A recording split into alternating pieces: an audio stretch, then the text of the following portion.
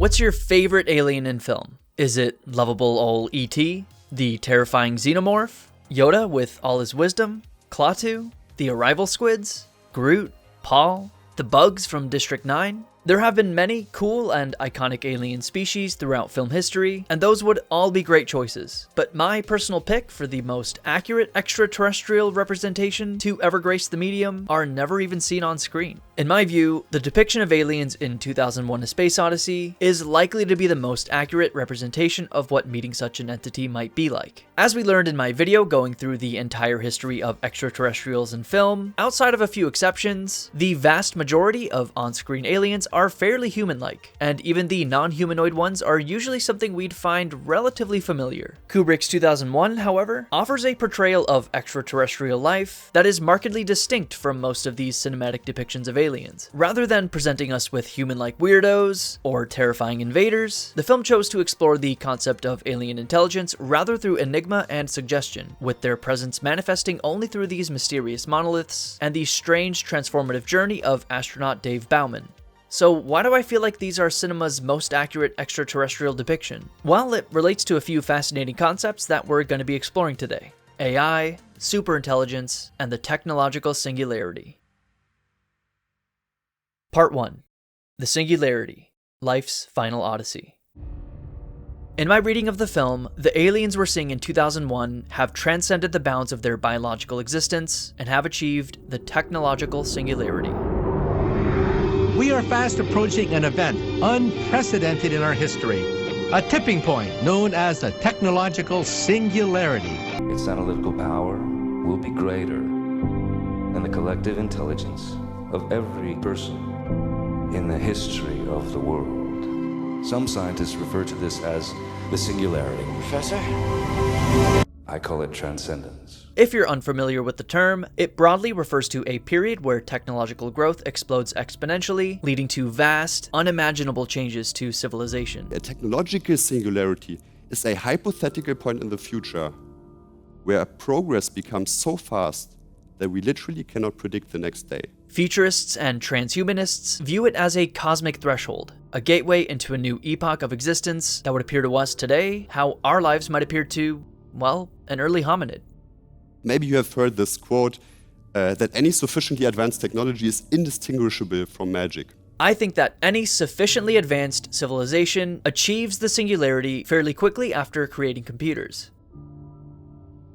Some argue that humanity may be mere decades away from achieving this, others even sooner. In his seminal 2005 book, The Singularity is Near, noted futurist and director of engineering at Google, Ray Kurzweil, predicted, among many things that have become true in the last 20 years, that humanity will achieve the singularity by 2045, just about 100 years after the invention of digital computing.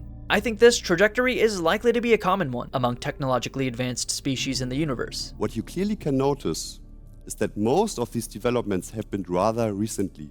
So the density of innovation is very high now. The more you go back in time, the more sparse it gets. Perhaps they began as something closer to humanity, but something happened in their development that caused immense, unfathomable changes to the way they interact with the universe. Kubrick said himself that the concept of God is at the very heart of 2001 and proposed the idea of God as extraterrestrial.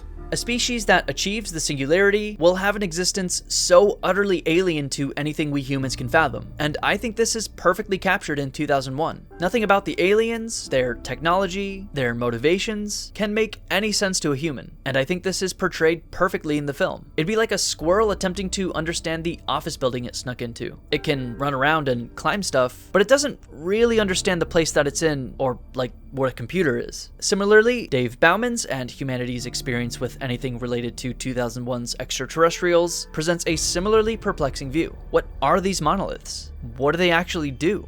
What is David experiencing at the end? What is this place that he's in? What the hell is this thing?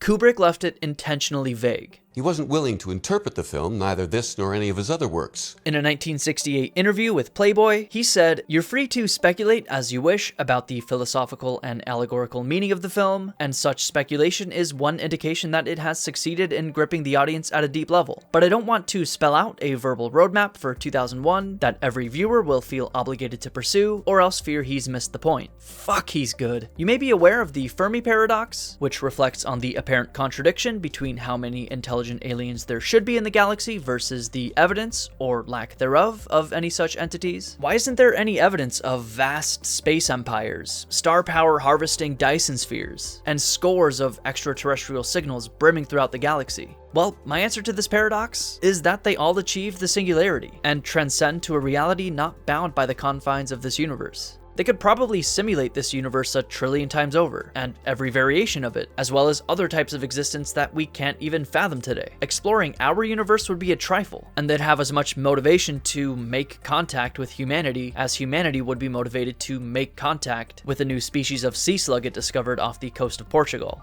Here's Ray Kurzweil again. Kurzweil brings up a great point about post-singularity entities exploring the universe. The kind of attempts we're making now to go to other planetary objects doesn't excite me that much. And that doesn't mean sending very soft, squishy creatures like humans. We would send intelligence. And what's more, the evidence seems pretty conclusive that it hasn't been covered up by natural erosion or other forces. It seems to have been deliberately buried. Deliberately buried.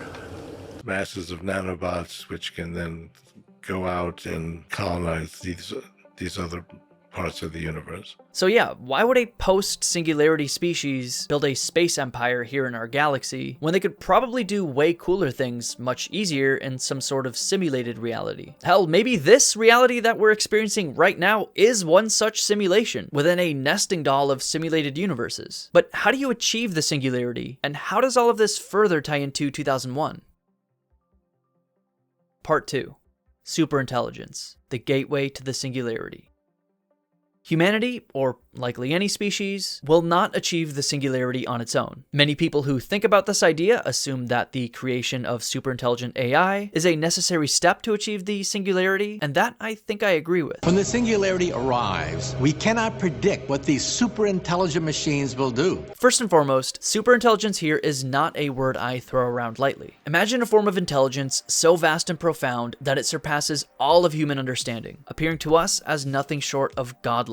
These beings would be gods to the billions of less advanced races in the universe. By merging with machines, we will enter a new age of superhuman existence. That in the post-human era, we become Homo superior.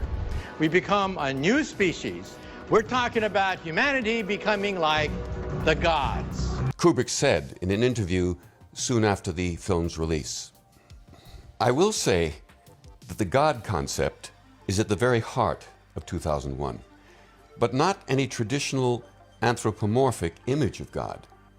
I do believe that one can construct an intriguing scientific definition of God." This superintelligence would not only be able to replicate every human thought, emotion, and sensation ever experienced, but also amplify these experiences to levels we can't even begin to conceive. It would solve the deepest mysteries of the universe within seconds of its creation, create art that could resonate with the very fabric of existence, and be able to perceive our reality in ways that are beyond our wildest imagination. Where our minds see infinite complexity, it sees quaint simplicity. Where we see insurmountable problems, it sees easy solutions. In its presence, our greatest achievements would seem trivial, our deepest wisdom superficial. Its capacity for thought, creativity, and understanding would infinitely dwarf ours, making us aware of our own limitations while revealing a realm of possibility that is boundless. Without question, such an entity would serve as a gateway and a guiding shepherd to the singularity. You know, if it's actually real. The consequences of continued exponential progress would be beyond our imagination. So, a positive vision would be technological answers to, for example, climate crisis, the end of all diseases, eternal life. The way I see it, this is not only something that likely happened to the aliens in 2001, but the film could be seen as an allegory for such a trajectory. One of the main themes that people read of the film is the concept of intelligence and its growth. It presents us with ultimate ideas not only about the origins of life, but also about the evolution of intelligence and its purpose. However, 2001 goes beyond even these questions and reaches out to consider the reason for the universe and the very idea of gods. In the film's opening act, we meet a group of early apes. As they deal with a territorial dispute, they encounter a monolith. What its true purpose is, how it functions, these questions remain a mystery throughout the film, but one thing is clear. It provides, or at least represents, an explosion of intelligence. Our ape ancestors sheepishly interact with the imposing object, and very soon are capable of tool use, and their line eventually will lead to humanity. A fact so perfectly represented in the match cut of the bone to the space station. Like, I can't even begin to describe how frustratingly genius this is. And then, several million years later, we interact with a second monolith. As the audience, we then witness another major leap, this time exponentially faster, with the introduction of Hal. I think Hal was technically built before this interaction, but as for how the events unfold on screen, I read it as him representing a similar leap from the bone-wielding apes to the spacefaring humans. I think he's there to represent humanity's greatest and final achievement before Bauman apparently moves to the next phase of existence, with the Star Child perhaps representing the beginning of this new chapter for humanity, perhaps even representing the singularity or some similar concept. So the film suggests that the arrow of intelligence goes from early simple apes to modern intelligent humans to HAL, which can likely be considered to be a form of artificial general intelligence or AGI. We do see a third monolith, and I think it also represents a similar idea, from basic tool use to space travel to artificial intelligence to whatever's next. Many futurists predict that humanity will first develop an AGI such as HAL, who will then very quickly lead to the creation of an SGI, or superintelligent AI, who will then usher us into being a post-singularity species. By 2045, we'll have expanded the intelligence of our human-machine civilization a billionfold. That will be a singularity. We borrowed this metaphor from physics to talk about an event horizon that's hard to see beyond. It's been said that Kubrick got the idea to represent the extraterrestrials in 2001 as superintelligent from none other than Carl Sagan himself. Writing in his 1973 book The Cosmic Connection, Sagan tells us that Kubrick apparently wanted to portray the aliens as humanoid for convenience, but it was Sagan, in his genius, who argued that the extraterrestrials would unlikely bear any resemblance to our understanding of life, and he proposed that the film should suggest extraterrestrial superintelligence rather than overtly depict it. I also think that there's an incredible visual and artistic representation of the exponential speed at which technology advances. From our first interaction with the monolith, it takes 2 million years before our great next leap. From there, it's only a matter of a few months until we're introduced to HAL. Then, after the third monolith, it's mere moments before we make the next leap, which is whatever happens at the end of the film. This exponential increase in technological advancement is well represented in humanity in real life as well. Never has a generation in human history,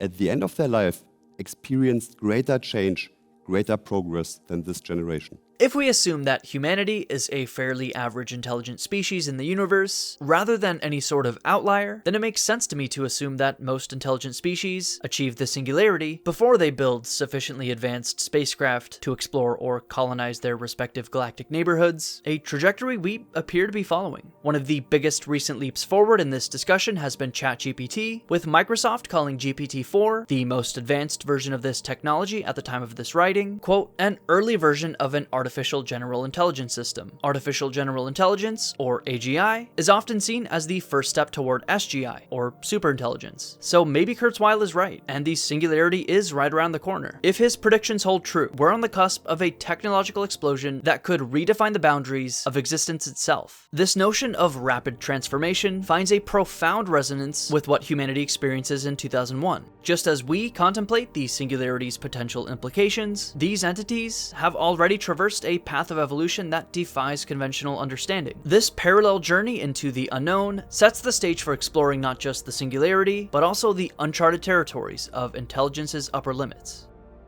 Part 3. Intelligence, the upper limits. Most portrayals of aliens cap their intelligence at approximately the level of humans. Maybe a bit smarter than the average human, but nothing too crazy. Others might be of a similar level of intelligence, maybe more advanced than us, but we usually can figure out what's going on without too much trouble. But what do the upper limits of intelligence really look like? I think we have this notion of what's smart and what's dumb, whereas I think there is actually a huge amount of space above us, between our level of intelligence and God. Is superintelligence even possible? Well, intelligence on Earth is a fairly broad spectrum. You can go from really simple single-celled organisms that mostly just automatically respond to stimuli, like a mini computer, not really intelligent, but you keep going and you get a nematode, a parasite with a really small brain-like structure, just 302 neurons firing in there, compared to the 86 billion firing in yours, viewer. Keep going and you get bugs, squirrels, dogs, bonobos, and eventually humans. And that's where the chart stops currently. How much higher can it go? What does this entity's relative intelligence look like? As smart to an adult human as they are to a child? What would that look like? What about here? As smart to us as we are to a dog? Or here? As smart to us as we are to that nematode? What would that look like? They would possess the twin attributes of all deities, omniscience and omnipotence. They would be incomprehensible to us except as gods. I mean, the jury's out if such an intelligence gap even exists, but I see no reason to assume humanity is at or anywhere near the upper limits of intelligence. The entities in 2001 have clearly vastly surpassed human-level intelligence, to the point where we as the viewers, along with our characters at various stages of humanity's evolution, are intentionally meant to be incapable of understanding the type of existence these entities must live. Sure, there's some sort of stimulus for us to react to, like the squirrel in the office building, and each stage of humanity reacts to the monolith differently, but we never truly understand it. The early apes can merely shout at it or touch it. Later, humanity is able to find a second one on the moon and notice its strong magnetic field with our technology. When we first found it, we thought it might be an outcrop of magnetic rock, but all the geological evidence was against it. And not even a big nickel iron meteorite could produce a field as intense as this. The third monolith near Jupiter emits a radio signal that we can detect, and David is seemingly able to go through it. But other than just seeing these things or detecting certain properties of them, we don't ever learn what they actually are or what they do or how they do it. I'm honestly not too concerned with attempting to decipher what actually happens in the film. I think what makes it so interesting to me is that we as the viewers can't decipher it. There are no right answers. Kubrick acknowledged this himself. Nothing about these monoliths, nothing about Bauman's journey, nothing about the final shot of the film. None of it is meant to make sense to the humans viewing it. Kubrick, however, has no easy answers for us. Having led us so far, he now abandons us to confront the film and its ideas by ourselves. It's meant to represent something so unfamiliar, so abstract, as a powerful means to convey the sheer scale of what these entities represent. Now, again, I know there are official answers in the sequel, in the novelization, in its sequels. Even Kubrick himself stated flatly what he interpreted these events to mean, but based solely alone on what we see in the film itself, this is my reading of it, and I personally think it's an interesting look at what extraterrestrial life is probably actually like. And again, varied interpretations are what I think Kubrick wanted anyway. Part 4. Humanity's Future, Beyond the Infinite. Whether it's through evolution or technology, superintelligence relative to humanity is possible, and in my opinion, it's most likely out there already. We're likely not the first creatures in all of existence to create computers. I think we will build this superintelligence, and I don't think we will be the first to do so. Perhaps when we do, we will then finally meet everyone else who embarked on this incredible, messy journey we call life in some sort of digital heaven-like eternity. Now, this was an idea that was also taken up by Professor Good of Oxford. I think there are certainly a number of interesting speculations that one can make about the nature of God, or rather the definition of the word God. I believe that the ultra-intelligent beings that permeate the universe might very well be in telepathic communications with one another, and that they might even exist as an integrated, more or less immortal consciousness permeating the whole of the universe. It seems kind of rather incredible that this world that we've known for our whole lives, that there would be a plausible scenario in which that changes radically in our lifetime. And we become, I don't know, some sort of semi-immortal uploaded creatures with Jupiter-sized minds. Like, so I guess that was a long, roundabout way of me saying that I predict virtually all technologically advanced alien species eventually reach the technological singularity by creating a superintelligence in the process, with the end result being an existence that transcends far beyond anything humans can begin to understand or conceive. 2001's portrayal of an alien civilization represents that reality far better than I think any other film. I personally don't think they're going to be flying in spaceships and asking to meet our leader. I don't think the US government is in possession of any alien spacecraft or their pilots. I do think that probably within a century or so of inventing digital computers, as humanity is potentially heading toward, all intelligent life ends up living in digital environments, aided and facilitated by a godlike superintelligence. And hey, maybe I'm wrong, but maybe I'm right. And maybe you're watching this in the future as a human living in this post-singularity environment.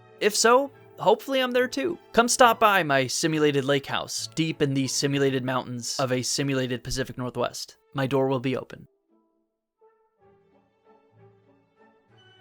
2001: A Space Odyssey is my favorite film of all time, and it will always stand as a remarkable achievement in cinema, not just for its technical brilliance and innovative narrative, but for its philosophical depth. It's a film that doesn't just entertain or frighten. I'm sorry, Dave.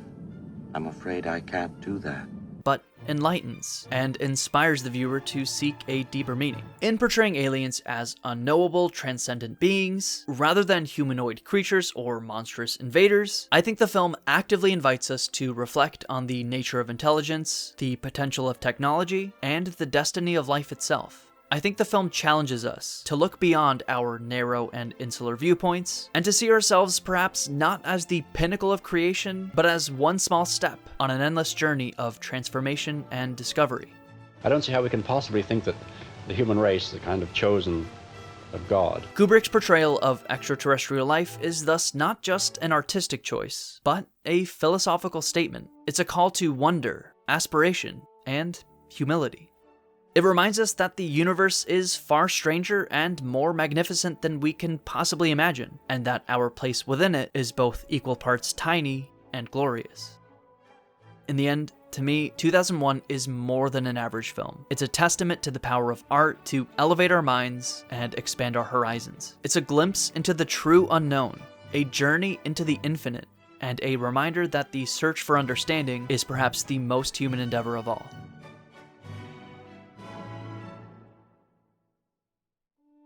What are your thoughts on all of this? What do you think of 2001's portrayal of alien life? And what are some of your favorite portrayals of extraterrestrials in film? Let me know in the comments, and be sure to subscribe if you enjoyed the video.